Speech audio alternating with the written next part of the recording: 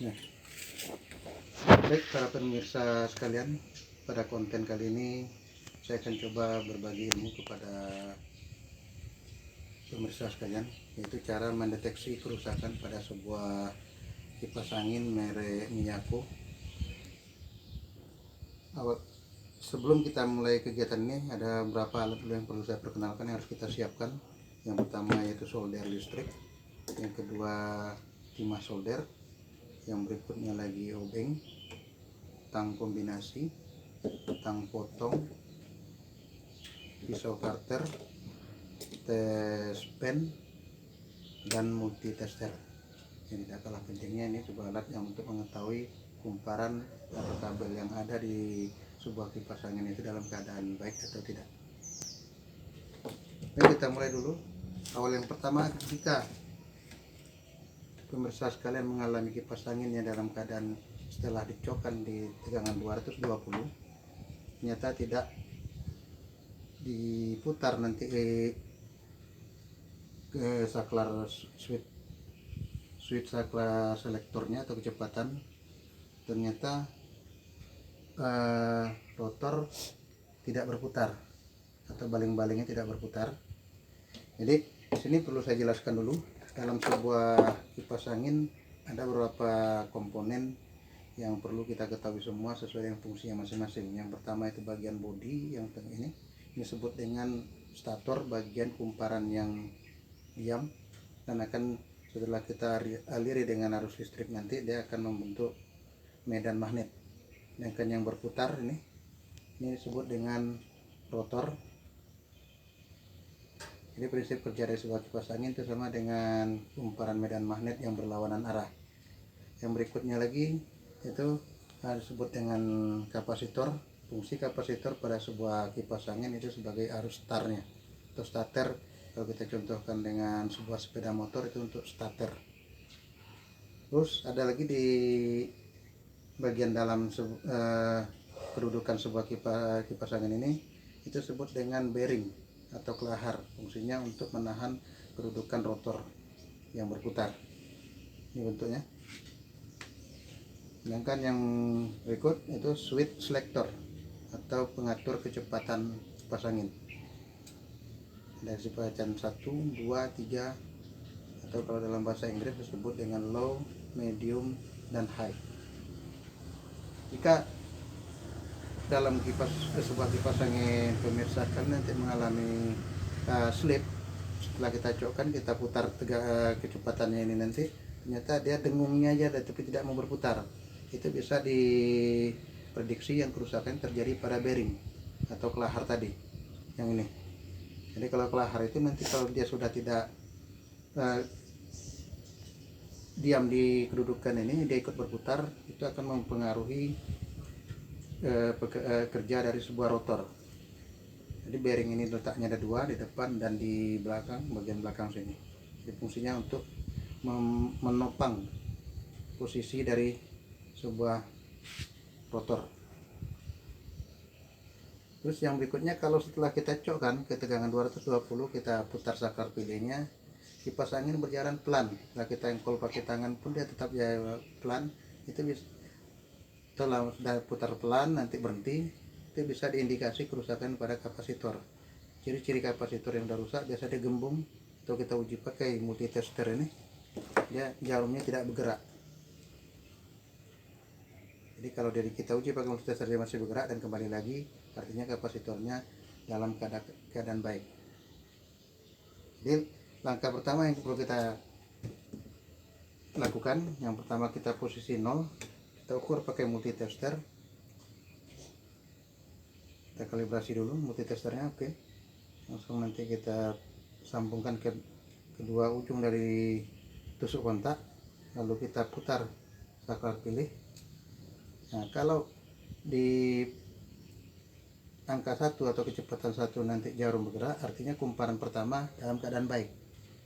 Setelah itu kita lanjut ke kecepatan 2, juga dia kita uji lagi, ternyata baik. Kita lanjut lagi ke angka 3, kecepatan ketiga juga baik. Artinya kumparan dari sebuah stator yang dimiliki oleh kipas angin ini dalam keadaan baik. Oke, kita lanjut ke cara pemasangan kipas angin ini.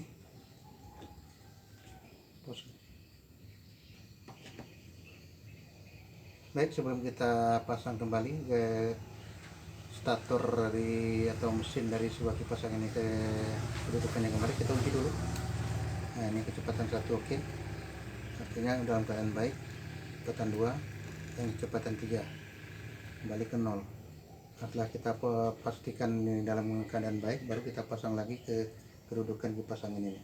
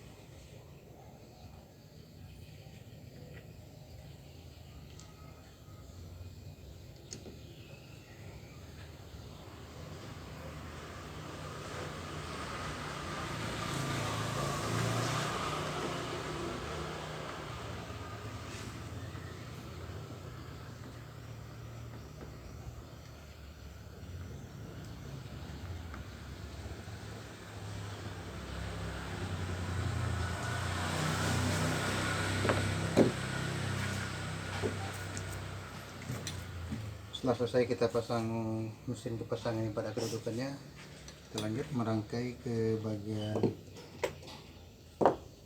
baling-baling atau sarangnya.